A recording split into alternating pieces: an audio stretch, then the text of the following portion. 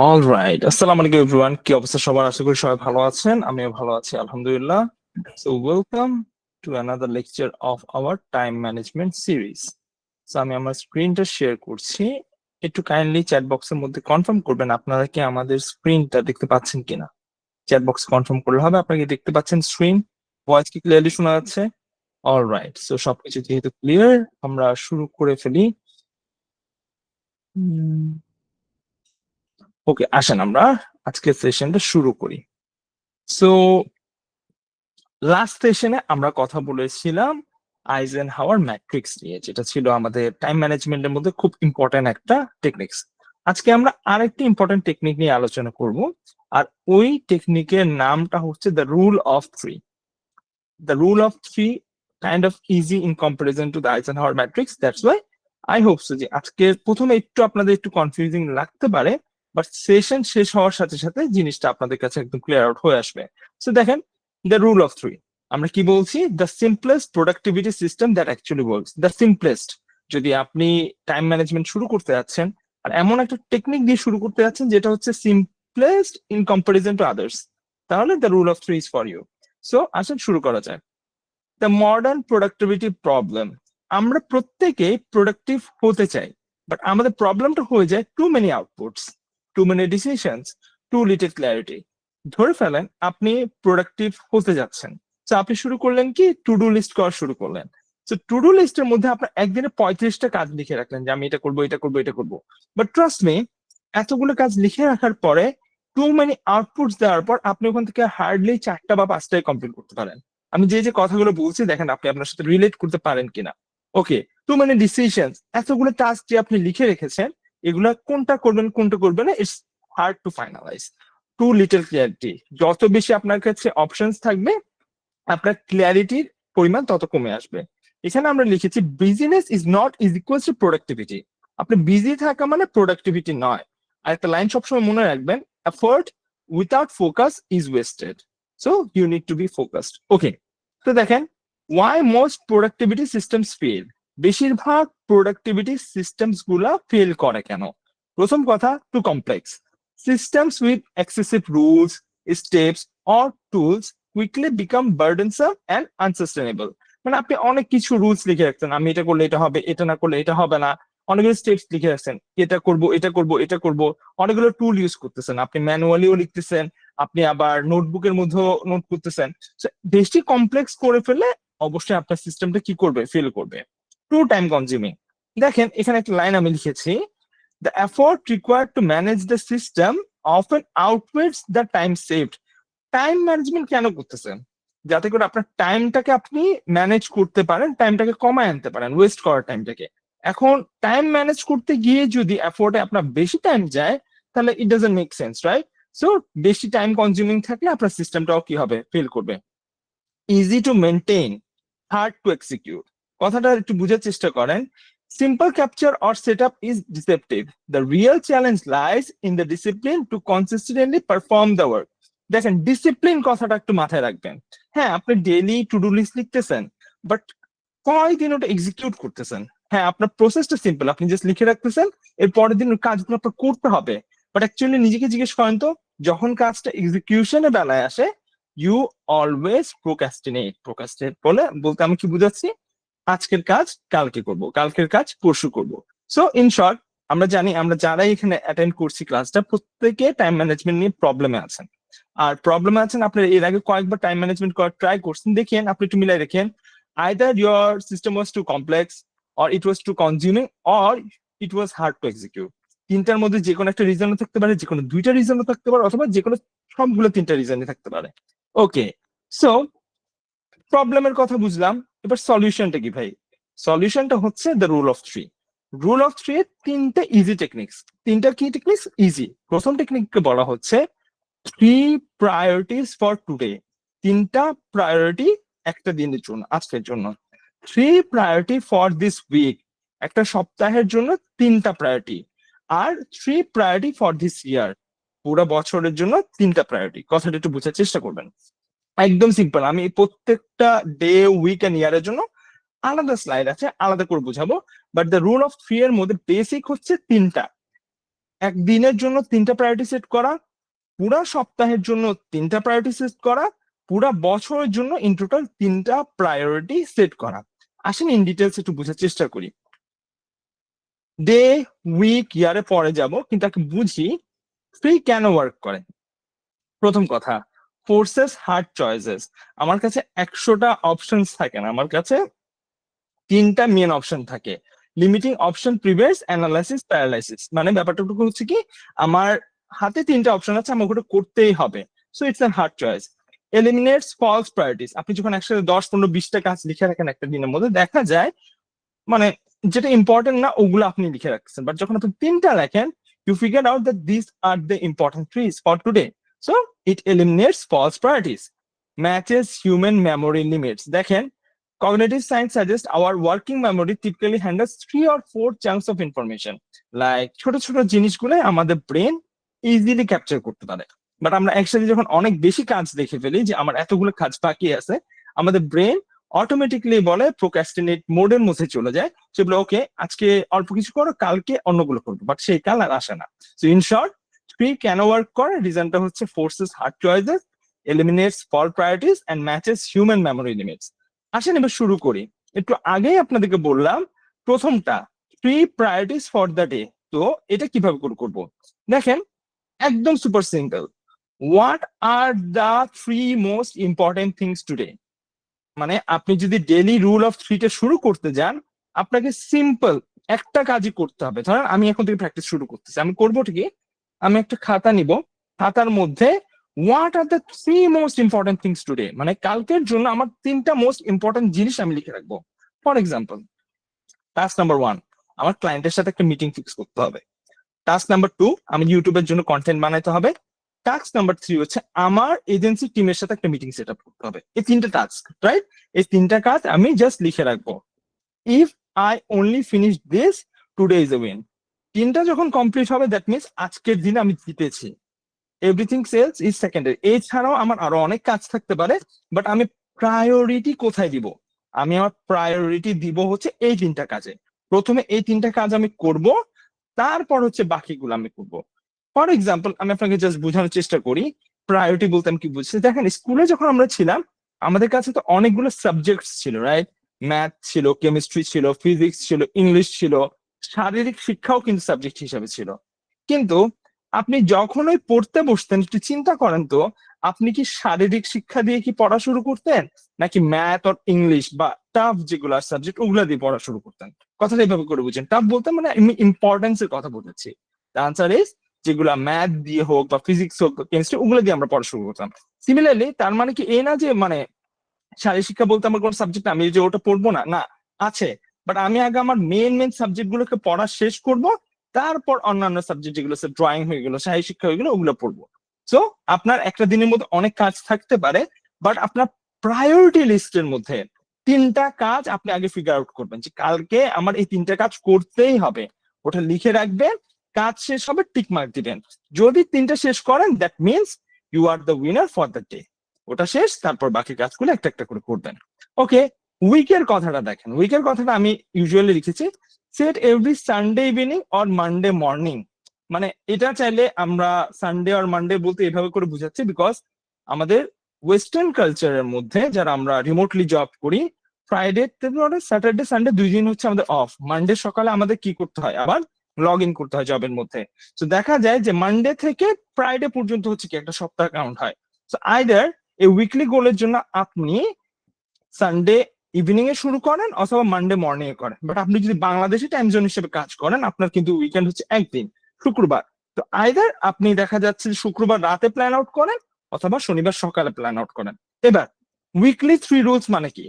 What actually moves the week forward. Like আমার এই সপ্তাহের জন্য 3টা কাজ কি কি? 3টা কাজ হইতে পারে ক্লোজ 3 ক্লায়েন্ট ডিল, আমার 3টা ক্লায়েন্টের ডিল ক্লোজ করতে হবে, অথবা আমি একটা সফটওয়্যার কোম্পানিতে কাজ করছি, সেটা বিটা ভার্সন লঞ্চ করতে হবে, অথবা হায়ার কি টিম মেম্বার, মানে যে কোনো টিমের জন্য, it can be marketing team, it can be sales team, যে কোনো টিমের জন্য আমার কি করতে হবে, 3জন মেম্বারকে ইয়া করতে হবে। মানে একটা জিনিস বোঝাচ্ছি যে এই সপ্তাহে জুড়ে আমার 3টা ইম্পর্টেন্ট কাজ কি কি, ওটা আমি কি করে ফেলবো, লিখে রাখবো। এখানে যেরকম ডেইলি আমি লিখে রেখেছিলাম, সেম টু সেম এই সপ্তাহের জন্য 3টা ইম্পর্টেন্ট কাজ কি কি আমি জাস্ট ওটা লিখে রাখবো। আপনি যদি বাংলাদেশ টাইম জোনে কাজ করে থাকেন তাহলে আপনি করবেনটা কি শুক্রবার রাতে অথবা শনিবার সকালে লিখবেন। আর যদি আপনি ওয়েস্টার্ন টাইম জোনে কাজ করে থাকেন it can be Sunday evening or Monday morning, simple. এবার ইয়ারলি, ইয়ারলি বলতে কি বোঝাচ্ছে? What truly matters this year, what would make this year successful. এই যে বছরের জন্য আপনি 3টা টার্গেট ফিল আপ করবেন, মানে লিখে রাখবেন। কিরকম? যেমন 2026 শুরু হচ্ছে, 2026-এর জন্য আপনার টার্গেট থাকতে পারে আমি সিমেন্টিক অ্যাসিড প্রপারলি শিখবো। 2 নম্বরে আপনার টার্গেট থাকতে পারে আমি সেলস ভালো মতো শিখবো। 3 নাম্বার আপনার টার্গেট থাকতে পারে আমি টাইম ম্যানেজমেন্ট প্রপারলি শিখবো। তো এটা চলে আসলো কি আপনার 3টা টার্গেট ফর দা ইয়ার। তাহলে সিম্পল জিনিসটা আপনাকে বুঝাই, পুরো দিনের জন্য আপনি 3টা প্রায়োরিটি সেট করবেন, পুরো সপ্তাহে জুড়ে আপনি 3টা প্রায়োরিটি সেট করবেন, পুরো বছর জুড়ে আপনি কি 3টা প্রায়োরিটি সেট করবেন। এবার পুরো জিনিসটাকে আমি একটা ইমেজ দ্বারা বুঝাই। দেখেন, আপনার ডেইলি কাজটা ফিট করে উইকলি কে, উইকলি সাপোর্ট করে কি হচ্ছে ইয়ারলি কে। ব্যাপারটাকে একদম বুঝাই বলি। ধরে ফেলেন আমি ইয়ারলি টার্গেট সেট করলাম আমি সিম্যান্টিক এসইও শিখবো। আমি কি করলাম? আমি ইয়ারলি টার্গেট করলাম কি আমি সিম্যান্টিক এসইও শিখবো। নাও সিম্যান্টিক এসইওর মধ্যে 3টা পার্ট আছে। কথার কথা, ফার্স্ট অফ অল হচ্ছে কি আমার topical map creation, content brief creation, content writing creation. তার 3টা পার্ট। আমার কাছে সময় আছে কি এক ইয়ারের মধ্যে 4 মাস করে, যদি আমি 12 মাস, তাহলে 4 মাস আমি টপিক্যাল ম্যাপকে দিতে পারবো, 4 মাস আমি কন্টেন্ট রাইটিং কে দিতে পারবো, 4 মাস আমি কন্টেন্ট ব্রিফকে দিতে পারবো, তাই না? এবার এই 4 মাসের মধ্যে আপনি উইকলি প্ল্যান করবেন কোন সপ্তাহে আমি কতটুকু শেষ করব। প্রথম সপ্তাহে আমি এতটুকু শেষ করবো, দ্বিতীয় সপ্তাহে আমি এতটুকু শেষ করবো, তৃতীয় সপ্তাহে আমি এতটুকু শেষ করবো। এবার সপ্তাহের হিসাব ডেলির মধ্যে আপনি ভেঙে আনেন। ধরে নেন আমার পুরো টপিক্যাল ম্যাপ ক্রিয়েশনের মধ্যে 120টা ভিডিও আছে। কথার কথা, আমি আপনার জাস্ট জিনিসটা বোঝানোর জন্য বলি। টপিক্যাল ম্যাপের মধ্যে 120টা ভিডিও আছে। 4 মাসের মধ্যে যদি আমি হিসাব করতে যাই, একটা কথা 120 দিন, দ্যাট মিনস একদিনের মধ্যে আমাকে একটা ভিডিও শেষ করতে হবে। সহজ করে বলতে গেলে সপ্তাহে আমাকে 60টা ভিডিও দেখতে হবে। তাহলে ডেইলি আমার কয়টা ভিডিও দেখতে হবে? একটা ভিডিও দেখতে হবে। মানে জিনিসটাকে আপনাকে এটা বুঝাচ্ছি যে main goal is year yearly. ওই ইয়ারলি গোলটাকে আপনি কোয়ার্টারলি ভাঙবেন, কোয়ার্টারলি ভাঙার পরে আপনি উইকলি ভাঙবেন। উইকলি জিনিসটাকে ডেইলির মধ্যে আপনি কি করে ফিট করবেন। প্রথম দিন আপনি কোনো গ্রোথ দেখবেন না, দ্বিতীয় দিন আপনি কোনো গ্রোথ দেখবেন না, বাট আস্তে আস্তে যখন রেগুলারলি কাজটা করতে থাকবেন, trust me, after a year your life will change. That's the magic of power of street. Okay, তারপর আমরা যে কাজটা বলতেছি ক্যাপাসিটি অ্যাওয়ারনেস। ক্যাপাসিটি অ্যাওয়ারনেস বলতে আমরা কি বুঝি? প্রথম at first you will misjudge, overestimate on some days, underestimate on others। মানে ওভার এস্টিমেট বলতে কি বুঝেছি? আপনার অনেক সময় প্রথম প্রথম লাগবে যে এই কাজ করতে আমার অনেক সময় লেগে যাবে, but at the end of the day এত সময় লাগবে না, শেষ তাড়াতাড়ি শেষ হয়ে যাবে। আন্ডার এস্টিমেট অন আদার্স, কোনো জায়গায় দেখা যাচ্ছে আপনি মনে করেন আরে এই কাজ তো 2 দিনে শেষ হয়ে যাবে বা একদিনের মধ্যে 2 ঘন্টায় শেষ হয়ে যাবে, কিন্তু দেখা যাচ্ছে সেটা 4 ঘন্টা লেগে যাবে। বাট আস্তে আস্তে জিনিসটুকু হচ্ছে আপনি কিন্তু আপনার মানে ক্যাপাসিটির মধ্যে চলে আসবে। এবার the hidden power choosing what not to do. এতক্ষণ তো আপনাদেরকে বললাম যে প্রায়োরিটাইজ করেন, এটা করেন, এটা করেন, এটা করেন, বাট কি কাজ করতে হবে চেয়ে ইম্পর্টেন্ট হচ্ছে কি কাজ করতে হবে না। সিমিলারলি একটা উদাহরণস্বরূপ আমি আবার একটা বলি যে আমি 3টা প্রায়োরিটি সেট করে রাখছি। আমার 3টা প্রায়োরিটি আজকে দিনে সেট। প্রথম হচ্ছে ক্লায়েন্টের সাথে মিটিং, সেকেন্ড নাম্বার হচ্ছে কন্টেন্ট বানানো, 3 নাম্বার হচ্ছে আমার টিমের সাথে meeting. All on a sudden আমার ফ্রেন্ড একটা কল দিল, এই তাহা বুফে খেতে যাবে, আমি বিল দেবো। ধরেন আমার ফ্রেন্ড বললো, এখন আমি যদি তাকে না বলি তার মানে হচ্ছে আমি কাজে ফোকাস, বাট আমি যদি এখন লোভে পড়ে বলি না না চল চল বুফে খেতে যাই, দেখা গেল কি একটা ডে আমার ওয়েস্ট হয়ে গেল। আপনি একটা দিনের পর প্ল্যান করে রাখলেন, 1 ঘন্টার জন্য যদি প্ল্যানিং এদিক সেদিক হয় জিনিসটা কি হয়ে যাচ্ছে? ওয়েস্ট হয়ে যাচ্ছে। So at that moment you need to say no. মানে যে যে কাজ আপনার স্কেডিউলের মধ্যে নাই, জাস্ট সে নো। ওকে, তারপর মোস্ট ইম্পর্টেন্ট থিং, এটা আমি আমার লাইফ থেকে আপনাদেরকে বলতেছি, এই যে 3টা ওয়ার্ক আপনাদের প্রায়োরিটিস বললাম না, যে 3টা প্রায়োরিটি সেট করতে, শুধুমাত্র ওয়ার্ক প্রায়োরিটি সেট করবেন না, আপনার পার্সোনাল প্রায়োরিটিও সেট করবেন 3টা। ফর এক্সাম্পল আমরা বলি আমরা যারা রিমোটলি জব করি বা ফ্রিল্যান্স জব করি, হ্যাঁ, মানে দেখা যায় যে আমরা এত বেশি কাজের মধ্যে ফোকাসড হয়ে যাই যে আমাদের ফ্যামিলি কেউ টাইম দিই না। At the end of the day আপনি নিজেকে একটু জিজ্ঞেস করেন যে আপনি কার জন্য কাজ করছেন। দ্য রেজাল্ট বা আনসার সবার জন্য সেম আসবে, আমরা আমাদের ফ্যামিলির জন্য কাজ করছি, right?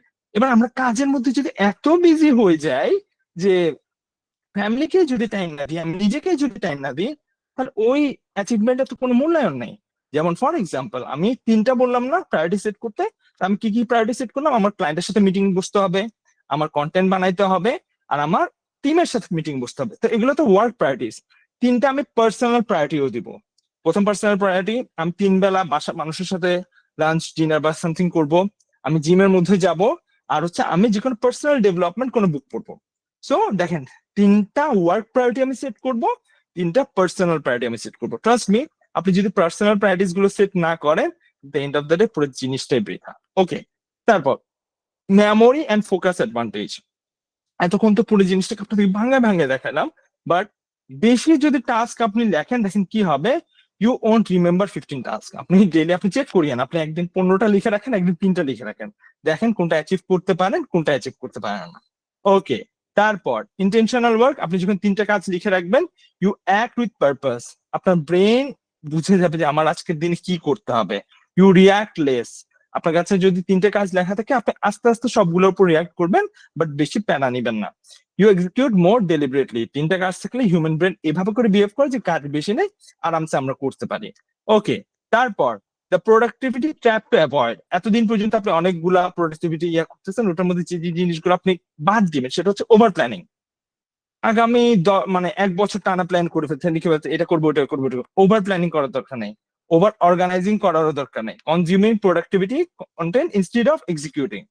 Consuming productivity content instead of executing, ব্যাপারটা বুঝিয়েন। প্রোডাক্টিভিটি কন্টেন্ট খালি কনজিউম করলে হবে না, এটাকে এক্সিকিউট করতে হবে। যেমন আপনি আজকে ভিডিওটা দেখতেছেন, এটা আপনি কন্টেন্ট কনজিউম করতেছেন, বাট আপনি যদি এই রুলস গুলো অ্যাপ্লাই না করেন, তাহলে সেটা এক্সিকিউট করা হইলো না। তো শুধু দেখে গেলে হবে না, আপনাকে সেটা অ্যাপ্লাইও করতে হবে। So at the end of the day, ভাই পুরো জিনিসটা বুঝছি, কালকে থেকে আমি এই রুলসটা অ্যাপ্লাই করতে চাই, রুল অফ থ্রিটা অ্যাপ্লাই করতে চাই। কিভাবে করব? কিচ্ছু করতে হবে না, আপনার পাশে একটা কলম নেন, একটা খাতা নেন, write your rule of three tomorrow morning আর টুডে নাইট। মানে আপনি লেখেন আপনার কালকে 3টা জিনিস কি করতে হবে।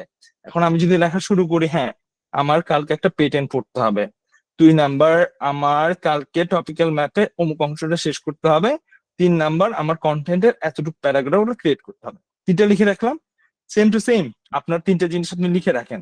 এবার রিভিউ উইকলি, প্রত্যেকদিন লিখতেছেন না, উইকলি কি করবেন? রিভিউ করবেন এন্ড রিভিজিট ইয়ারলি। পুরো জিনিস যখন শেষ হবে, দেখবেন আপনার কাছে এত বড় একটা খাতার মতো হয়ে যাবে। দেখেন পুরো বছর আপনি কি কি করছেন। এটার আবার রিভার্স ইঞ্জিনিয়ারিং আপনি করতে পারেন। ওই যে একটু আগে আমি বললাম, এই বছরে আপনি কি কি অ্যাচিভ করতে চান, 3টা জিনিস লিখে রাখবেন। ওই 3টা জিনিসকে কোয়ার্টারলি, আপনি 4 মাস মধ্যে মধ্যে ভেঙে রাখেন।